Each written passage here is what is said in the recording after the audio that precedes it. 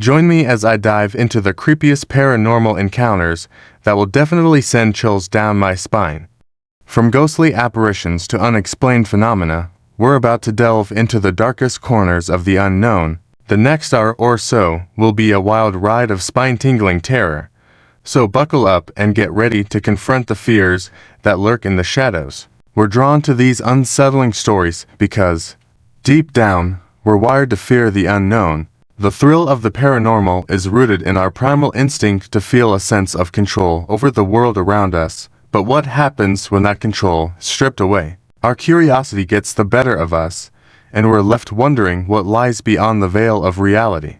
The fear of the unknown, a powerful force that taps into our deepest anxieties, and that's precisely why we can't get enough of these spine-chilling tales. For some, the paranormal represents a gateway to the afterlife, a realm where the living can communicate with the dead, while others view it as a manifestation of our collective psyche, a way to process the darkest aspects of human nature. Whatever the reason, one thing is certain: the paranormal has the power to evoke a sense of awe and terror that few other topics can match. As we explore these eerie encounters, remember that the stories I'm about to share are based on real-life events. The people who experience these encounters aren't actors or thriller writers.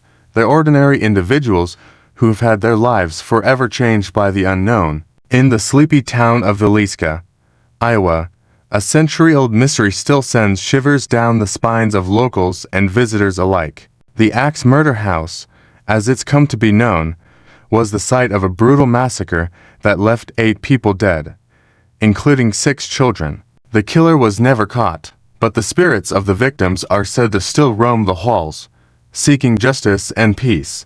In rural England, a family claims to have captured evidence of ghostly apparitions on camera. The footage shows a transparent figure wandering through their kitchen, its presence marked by an unsettling chill in the air. The family was left traumatized, and the incident remains one of the most credible cases of paranormal activity on record. In a small town in Japan, a group of friends stumbled upon an ancient ritual that awakened a malevolent spirit. The entity, known as the girl in the red dress, began to torment them, appearing in their dreams and haunting their waking lives. The group was forced to seek the help of a local shaman, who performed a ritual to banish the entity back to the depths of hell. Of all the encounters I've come across, there's one that still sends shivers down my spine. It's a story of a woman who moved into a new home, only to discover that it was built on top of an ancient Native American burial ground. The spirits of the dead warriors began to make their presence known, and the woman was forced to flee her home in the dead of night. But that's not the most terrifying part. The entity that she encountered was said to be the most malevolent of all, a spirit known as the Shadow Man. The Shadow Man is a figure shrouded in darkness, its presence marked by an intense feeling of dread. People who've encountered it have reported feeling an overwhelming sense of fear, as if they're staring into the abyss of madness. The woman who fled her home that night was never the same again, haunted by the memory of the Shadow Man for the rest of her life. As we reflect on the encounters we've shared tonight, we're left with more questions than answers. What lies beyond the veil of reality? Are these encounters mere coincidences or gateways to the unknown? The truth, much like the paranormal itself, remains shrouded in mystery. Before I sign off, I want to hear from you. Have you had any paranormal encounters that have left you shaken? Share your stories in the comments below, and if you're craving more spine-tingling terror, be sure to check out my next video for more chilling stories from the world of the paranormal. Part 1. The Whistler's Tune. Something walked past our house every night at exactly 3:03 a.m., whistling a low, haunting tune. I'd grown up with that sound, and the big rule that came with it: never look for the whistler. The rule had always been one of those mysteries woven into the fabric of our neighborhood, something you didn't think too much about, like a weather pattern or the way the leaves fall in autumn. But it was real, and everyone knew it. The sound started faint, near the beginning of the lane by the Carson place. From our house, a modest, old brick one in the middle of the street, the whistling drifted by before fading toward the cul-de-sac. My sister Nola and I would sometimes creep out of our rooms, pressing our ears to the door, listening for those eerie notes. We weren't supposed to. Of course, if our dad caught us, he'd send us straight back to bed. But that haunting whistle always drew us back. We weren't the only ones who heard it. Everyone in our neighborhood did, but no one dared to discuss it openly. The whistling and what happened to people who ignored the rule were things people just didn't talk about here. Our neighborhood was strange in other ways. Too lucky. If you asked anyone, little miracles happened all the time. People who lived here got unexpected promotions, found rare artifacts buried in their yards, or had gardens that bloomed fuller than any others in town. My sister's miraculous recovery from a terrible illness was one of these blessings, one that my parents were sure came from moving here. The luck, though, seemed like an exchange, because every so often, something terrible happened to someone who dared to look for the whistler. The story was old and heavy with dread, whispered by the older neighbors, or retold in fragments on nights when the whistling sounded a little too close for comfort. No one who had ever looked for the whistler came out the same, or at all. A few years after we moved in, a family moved into the house next to ours. Their son, Holden, was the same age as me, and he was curious about everything, especially the whistler. Part 2. The Unlocked Window. Holden was relentless. He'd only lived here a month, but that night he was asking the same question over and over, egging us on. Have you ever looked? Don't you want to know who's out there, whistling every night? We were in my room, passing around a bowl of popcorn and watching some Disney movie to pass the time. Nola, who was always the more cautious one, was clutching her pillow a little tighter each time Holden asked. Holden, we don't talk about it, I said finally, trying to end it. We don't look. We don't think about it. That's just how it is here. But Holden was stubborn. Come on, just once. Haven't you ever wondered who or what is out there? We really don't talk about it, Nola whispered, her voice barely audible. It's bad luck. Holden smirked, like he knew a secret we didn't. Well, maybe you don't talk about it because you've never tried. My eyes narrowed. I didn't like the way he was saying it, like he was somehow better than us, like we were scared kids. Of course, I can't see it either, he continued. You know, your dad locked all the blinds just like mine does. But he doesn't really hide the key, does he? I stared at him, realization dawning slowly, my heart dropping. Holden, what are you saying? He shrugged, a mischievous gleam in his eye. When I went to the bathroom, I may have borrowed the key. He held it up, dangling it between his fingers. The small metal glinted in the light from my bedside lamp. Nola gasped and sat bolt upright. You, Holden, put that back, right now. But Holden's eyes were fixed on the clock on my nightstand, and I felt a terrible chill run through me. It was 2:58 a.m. Guys, I have an idea, he whispered, a wicked grin spreading across his face. Tonight, we'll finally know the truth. The minutes dragged by with a heavy, breathless silence. The movie on my TV was a blur now, the dialogue a distant hum. All I could focus on was that ticking clock and the horrible anticipation twisting in my gut. Every part of me wanted to grab that key from Holden, to force him to put it back in my parents' room. But something else, a small, stubborn curiosity, kept me frozen. Then, at exactly 3:03 a.m., we heard it. A low, haunting whistle, starting faint, drifting slowly closer from the beginning of the street. Holden grinned, almost looking relieved. There, you hear it, don't you? I swallowed hard, barely managing to nod. The sound got louder, its eerie melody somehow feeling like it was tugging at something deep in my mind, coaxing me to come closer, to unlock the blinds and look. Holden, I whispered, but it came out as barely a breath. This is a really bad idea. But he didn't listen. His fingers toyed with the small key in his hand, rolling it between his fingers as he watched me and Nola with a daring expression. Then, before either of us could react, he got up, walked across the room, and took a position by the front window. The whistling was loud now, so loud it drowned out everything else in the room. I could feel my heart beating faster and faster, feel the sweat start to form on my palms as Holden slid the key into the lock. My stomach churned. I reached out to stop him, but it was too late. With one quick flick of his wrist, Holden turned the key and released the blind's lock. Part 3. The Unseen Terror. The moment Holden unlocked the blind, something shifted in the air. A heaviness that pressed down on my chest, making it hard to breathe. The whistling, once low and haunting, now seemed sharp and close, like it was coming from just outside the glass. "Don't," I hissed, voice trembling. "Please, Holden, just lock it again." But his fingers were already on the blind's pull string, his gaze intense, as if he were hypnotized. I saw his hand begin to lift, and a sickening fear gripped me. Nola was whimpering, her eyes squeezed shut, hands clamped over her ears. "Please, don't open it. Holden, please," she pleaded, her voice barely more than a whisper. But he was beyond listening. With a slow, dreadful motion, he pulled down on the string, and the blind started to rise, inch by inch. I closed my eyes tight, terrified of what I might see if I looked at the window. My heart pounded like it was trying to break free from my chest. In the silence that followed, I heard the blind whip up, the quick snap of fabric releasing. Then, nothing. No whistling. No sound at all. It was too quiet. For several agonizing seconds, I kept my eyes shut, praying that when I opened them, everything would be back to normal, that Holden would be laughing, telling us it was all just a prank.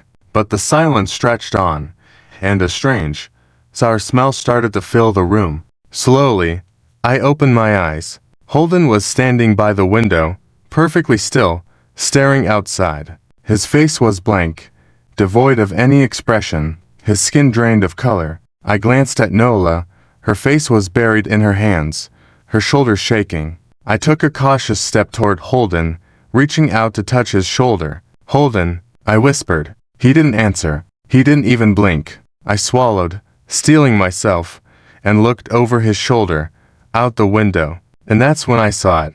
Just beyond the glass, hovering against the inky blackness of the night, was a shape, a twisted shadow, tall and thin, with long, bony limbs. It had no eyes, but I could feel it staring back at me, feel its gaze drilling into me, prying open every dark, hidden fear inside my mind. The longer I looked, the more distorted it seemed, like it was shifting and twisting, as though it was something beyond human comprehension trying to force itself into a human form. I pulled back instinctively, heart hammering.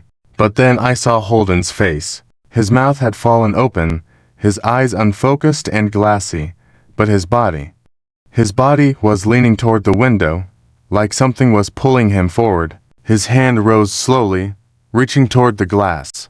Fingers splayed. "No," I cried, grabbing his arm. "Holden, stop." But he didn't respond.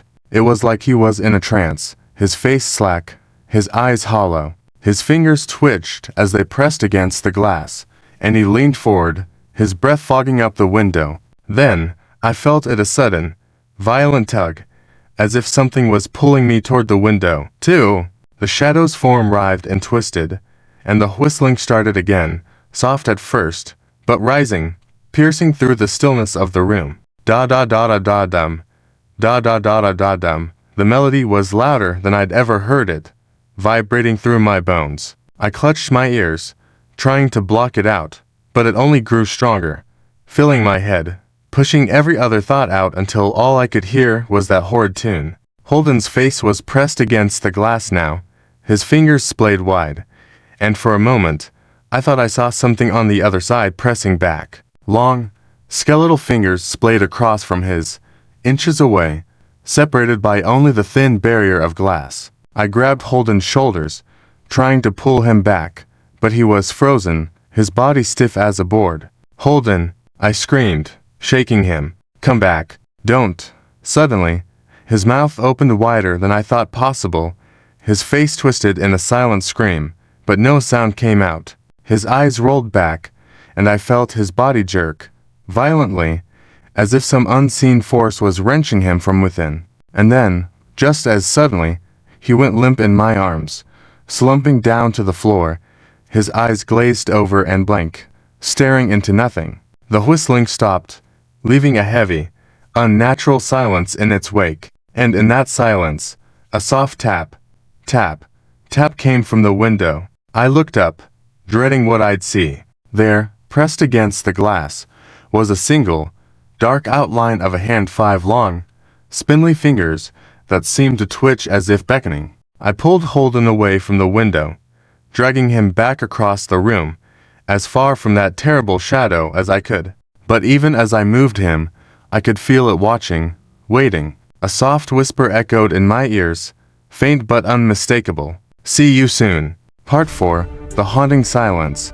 Holden lay crumpled on the floor, his breathing shallow, his face a mask of silent terror. Nola and I sat beside him, too frightened to move, every nerve in my body tingling with the aftershock of whatever that thing was. But the worst part was the silence. The whistling had stopped, the eerie melody replaced by a quiet so thick it felt suffocating. I kept looking toward the window, half expecting to see that dark hand, those long fingers pressing against the glass again. But there was nothing, just an ordinary window, with the blinds dangling half open, like none of it had even happened. Holden suddenly stirred, snapping me out of my thoughts. His eyes fluttered open, but they were blank and glassy, like he was still looking at something I couldn't see. Then, without warning, he let out a low, hollow laugh, a sound so chilling it made my skin crawl. "Holden," I whispered, shaking his shoulder gently. But he didn't respond. His eyes were fixed on the ceiling, unblinking, his lips curled into a strange, unsettling smile. Nola gripped my arm tightly, her fingers digging into my skin. He's not okay," she whispered, her voice trembling. We need to tell Mom and Dad." I nodded, but I couldn't bring myself to look away from Holden's face. His expression was so empty, so utterly devoid of life, like he'd left something of himself behind in that room, something he'd never get back. At that moment, I knew we couldn't stay in the room another second. I helped Nola up, and we half dragged, half carried Holden down the hall, trying to keep as quiet as possible so we wouldn't wake our parents. But just as we reached the living room, Holden stopped, his feet digging into the carpet, his body stiffening as if he were fighting some invisible force. "Holden, come on," I whispered. "We have to go." But he wouldn't budge. His face twisted into an expression of pure horror, his mouth opening in a silent scream, his eyes wide and wild. And then he spoke, in a voice that wasn't his own, a voice that sounded distant, hollow, like it was coming from somewhere far, far away. You looked. His voice cracked, breaking into a desperate whisper. "You shouldn't have looked. It sees you now. It's coming for you." A shiver ran down my spine, every instinct screaming at me to get as far away from Holden as possible. But he was my friend, I couldn't just leave him there. "We're getting you help." "Okay," I said, my voice shaking. "We'll tell my dad. He'll know what to do." But Holden's face twisted, his eyes narrowing, and he leaned close, his voice a barely audible rasp. "It's too late. You saw it. It's inside now." Nola and I exchanged a terrified glance. Inside. What did that mean? My mind was racing, grasping for any kind of answer, but all I could feel was annoying, primal terror clawing at my insides. Then, out of the corner of my eye, I saw movement in the shadows, a faint, shifting darkness that seemed to creep along the walls, inching closer and closer. "Come on," I whispered, pulling Nola along. "We have to go now." But, as we turned to leave, Holden's hand shot out, gripping my wrist with surprising strength. His eyes were wide, pleading, a flicker of the real Holden finally shining through the terror. "Don't leave me," he whispered, his voice barely a breath. It's waiting for me." My heart broke a little, but I knew we couldn't stay. Whatever was waiting for Holden, whatever he'd seen in that window, was something beyond our help. With a deep breath, I pried his fingers off my wrist, gently placing his hand back on the floor. "We'll be right back," I lied, hoping he'd believe me. Just stay here." But, as we backed away, Holden's expression changed again, his eyes going dark, his lips curling into that eerie, twisted smile. He looked up at us, and in a voice that sounded like 100 whispers layered together, he said, "See you soon." I felt my stomach drop, and without another word, I grabbed Nola's hand and bolted down the hall. not stopping until we were safe behind my bedroom door. We stayed there for the rest of the night, huddled together in terrified silence, flinching at every creak, every shadow that moved across the floor. But eventually, exhaustion took over, and we drifted into a restless, haunted sleep. The next morning, when we woke up, Holden was gone. The only sign that he'd ever been there was the faint, sour smell lingering in the air, a smell that seemed to cling to everything it touched. When we asked our parents, they just shook their heads, looking concerned but unwilling to press us for details. My dad muttered something about how Holden's parents had picked him up early, and that we shouldn't worry about it. But Nola and I both knew the truth. Holden hadn't been picked up. He'd been taken by something that now knew our faces, something that had been watching us from that dark, empty window. And somewhere in the back of my mind, I could still hear that haunting melody, echoing softly, promising that this was far from over. Da da da da da dum, da da da da da dum. Part 5. The Whistler's Return.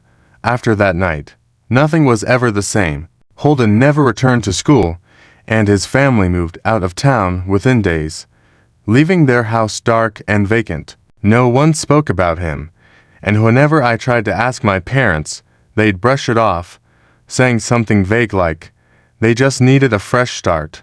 But I knew better. Nola and I both did. For weeks, I was haunted by the memory of that handprint on the window, those long, spindly fingers pressing against the glass. And every night, without fail, I'd wake up at 3:03 a.m., heart pounding, listening to the faint sound of whistling drifting down our street. I tried to ignore it, to drown it out by covering my ears or pulling the blankets over my head.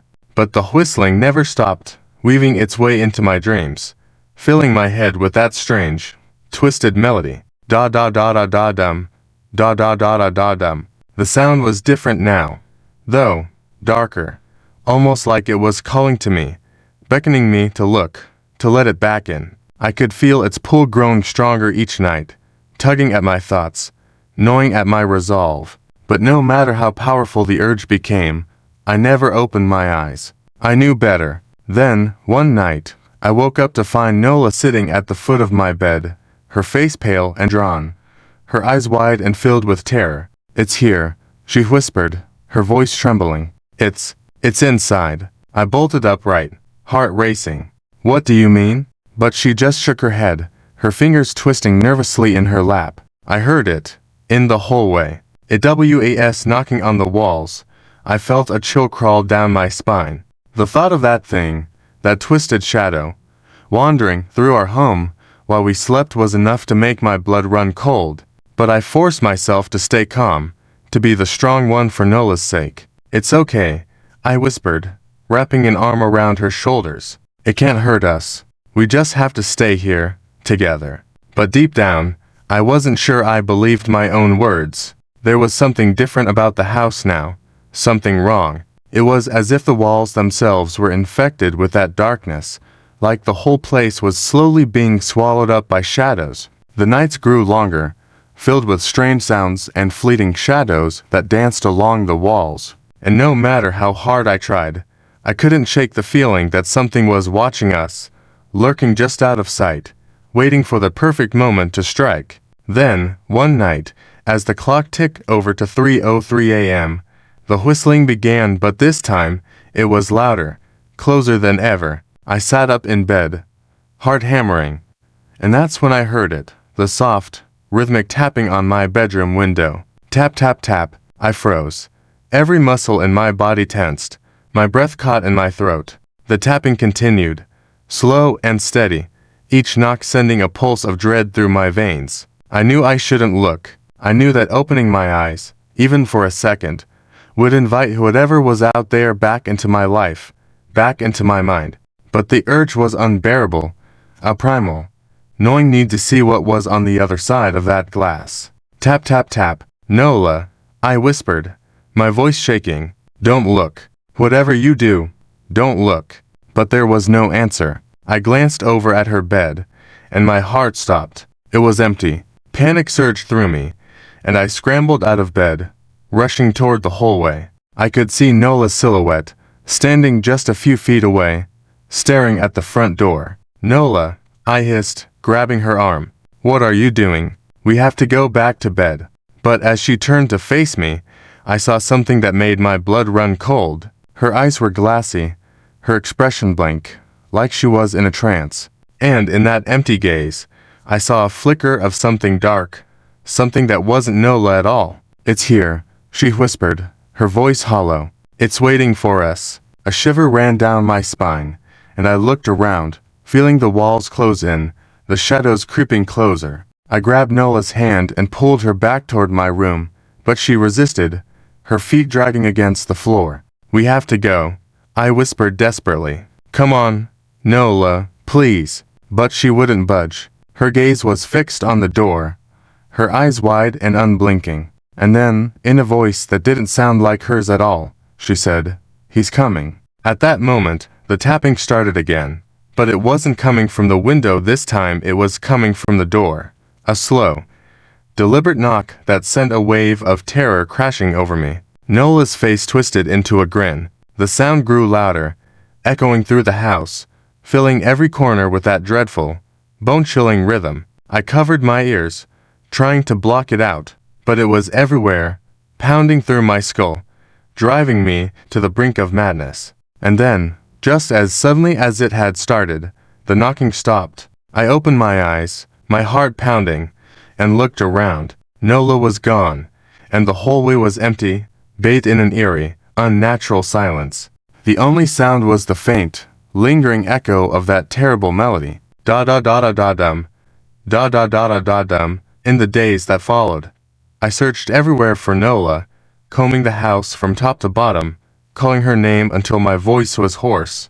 But she was nowhere to be found. It was as if she'd vanished into thin air, swallowed up by the shadows that had haunted us for so long. And every night since then, the whistling returns, drifting down our street, calling to me, beckoning me to come closer, to open the door and step into the darkness. But I know better now. I know that once you look, once you let that shadow into your life, it never leaves. It clings to you, like a curse, waiting for the perfect moment to pull you under, to drag you down into the endless, suffocating dark. So I sit here, night after night, clutching the blinds, listening to that haunting melody echo through the empty halls, and wondering if someday I'll hear Nola's voice calling back to me from the shadows.